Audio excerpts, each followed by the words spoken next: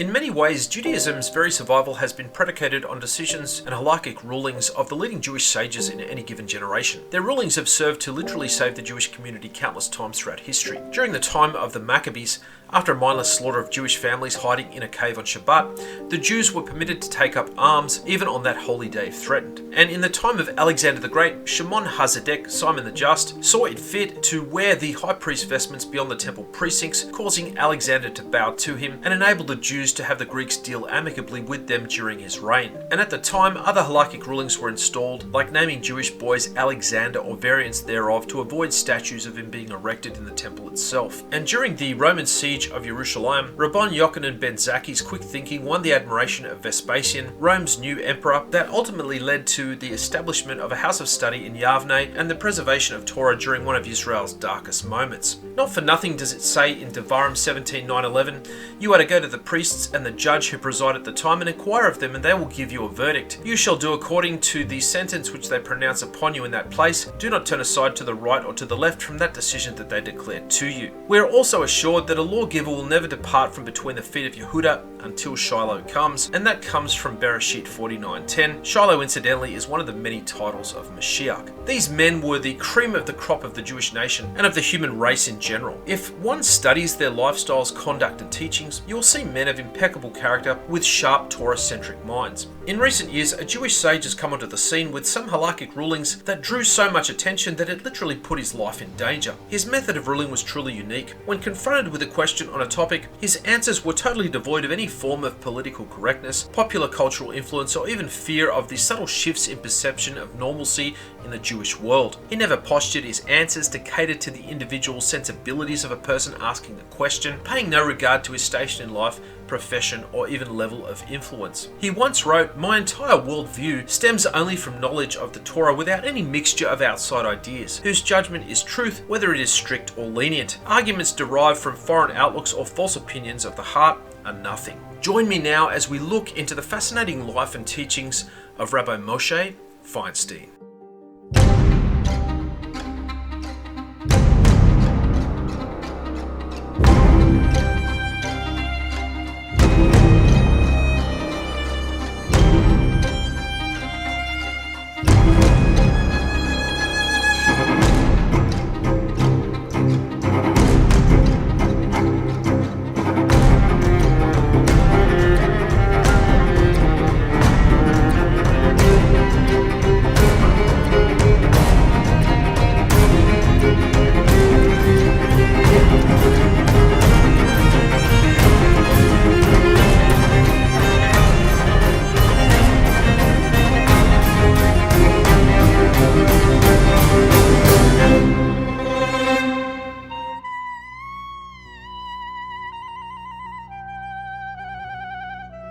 Rabbi Moshe Feinstein was born on Adar 7, 5655, which is 1895 of the Common Era, on the same day as our teacher Moshe Rabbeinu's birth and passing. From his youth, he demonstrated exceptional diligence and intelligence, drawing his inspiration from his father, the Gaon, Rabbi David Feinstein, the Rav of a small town in Usta in White Russia. The young Moshe absorbed a love of the Torah from his father, and all his friends spoke of his great diligence in Torah study, a diligence that knew no bounds. He himself related that already by the age of 11, he was fully versed in many orders of the Mishnah, including Nashim, dealing with civil law, the Moed, which is festivals, which is the second order of the Mishnah, which is the first written recording of the oral Torah, made up of a total of 6 orders. The speed of his comprehension was astounding. All it took was a quick glance or a brief listening to, and he immediately grasped something from every angle.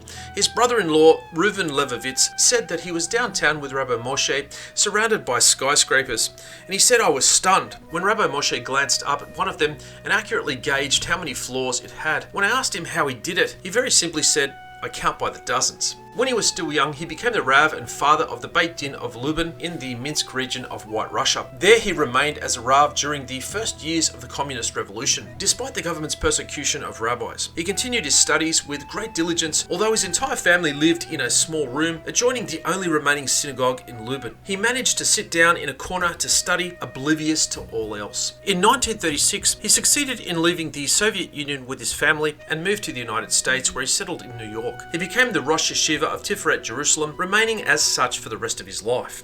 He retained his great diligence in Torah study. He studied with every spare minute he had, and needless to say, he immersed himself in study during the night. After a few years in the New World, he also became known as one of the finest rabbis, great in Torah and filled with virtues and good deeds. Even though Rabbi Moshe was still relatively young, in his 40s, and there were still great Torah greats and special giants in America during that time, he was still known as the Gaon, as he was perfectly versed with all areas of the Torah. From that time on, many of the rabbis began to address Torah questions to him. If a serious question presented itself to rabbis and they could not reach a decision, they addressed themselves to Rabbi Moshe, who decided the matter. But why did so many people address themselves to him? Many believe it was because they saw in Rabbi Moshe a Gaon, a posek of generations past. Despite his greatness in Torah, he was very humble. All who came to ask him a question on Halacha did not feel in any way uncomfortable, for Rabbi Moshe spoke to them as equals. He treated everyone who met him with great respect, and his heart was always open to anyone afflicted by troubles, hastening wherever he could to help them. This is how he became precious in the eyes of all who came in contact with him. In a short time, he became recognized as the posek of the generation and the spiritual leader of the Jewish people. During the day, rabbis and rebbes came to him with questions of halakha. He received everyone warmly, even regular people whom he rose to greet. He was always the first to say hello, and on Shabbat he was particularly careful to say good Shabbos to every Jew he met, no matter what their standing was. Not only was Rabbi Moshe a tremendous Gaon in Torah,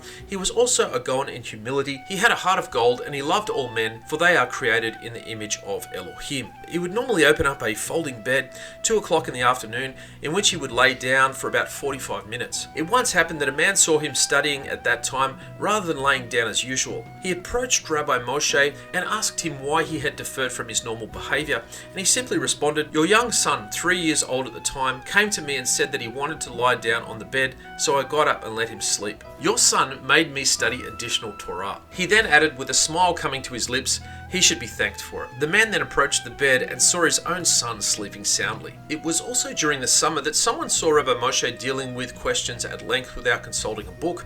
One day he allowed someone to look at a responsum that he had written on 17 large sheets of paper. What he noticed was astounding. Rabbi Moshe had written it all out and without consulting a single book. For Tisha B'Av, he carefully respected all the customs mentioned in the Shulchan Aruch. One particular Tisha B'Av, after praying and reciting Lamentations, which was said almost until midnight, he asked that the Book of Lamentations be read. He was told, however, that there was nobody present who knew how to read it. Upon hearing this, he immediately sat down on the ground and read the entire book to everyone there. Afterwards, he wanted to go to the cemetery, but fearing for his health, those present told him that the cemetery was far too away and that it was very hot outside. However, he insisted, for he absolutely wanted to fulfill this custom. Needless to say, his wishes were respected. Even after he devoted his days and nights to Torah study and writing his books Igret Moshe and Dibrat Moshe, he was always ready to help others. He had the habit of visiting Jewish homes during days of joy as well as days of mourning. Even when he was ill, his home was open to visitors. During the last days of his life, he said to his family, "I no longer have any strength. I can no longer render halakhic decisions." It was as if he had said,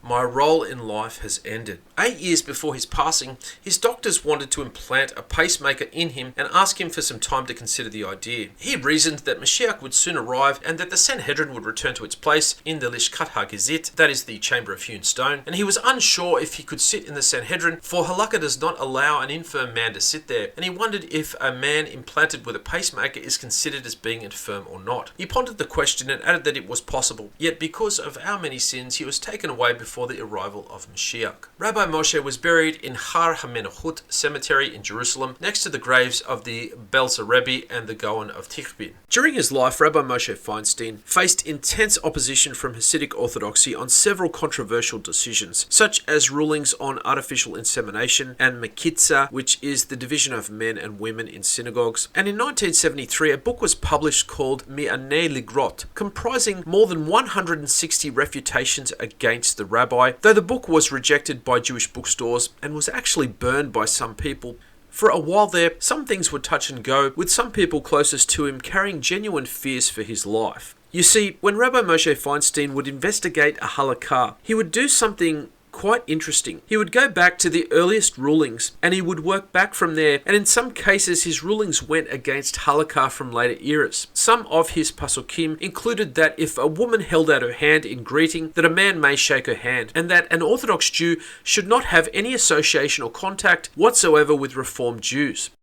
He also felt that it was not possible in modern times to have an Eruv, which is a Shabbat boundary around a Jewish community. Despite these controversial rulings, some of his detractors, while disagreeing with specific rulings, still considered him to be a leading decisor of Jewish law. But why? Rav Moshe Feinstein was accessible. He didn't have a huge entourage of people around him. He answered his own phone and he opened his own door. He was a simple rabbi who lived in the Lower East Side of Manhattan. He had a very broad appeal and average people could talk to him in person or over the phone quite easily. He did not contend that the difference between boys and girls was a qualitative one, meaning that women were no less capable as students or teachers, they just need to know different things. Thus, although the purpose and content of their education differs, their capacity for knowledge, particularly Torah knowledge, is not unequal. It's worth noting before I finish up that some 200,000 people actually escorted his coffin along its final journey, and it was the largest funeral that had taken place in Israel at that time. Tens of thousands of people came from all around the world to honor this man who devoted his entire life to the Jewish people, the Torah, and the land of Israel. Thank you so much for joining me on another episode of Insight into the Jewish Sages. Bye for now. If you like the content of this channel, get a hold of this book. It is literally jam-packed with information you will not find in most Torah publications.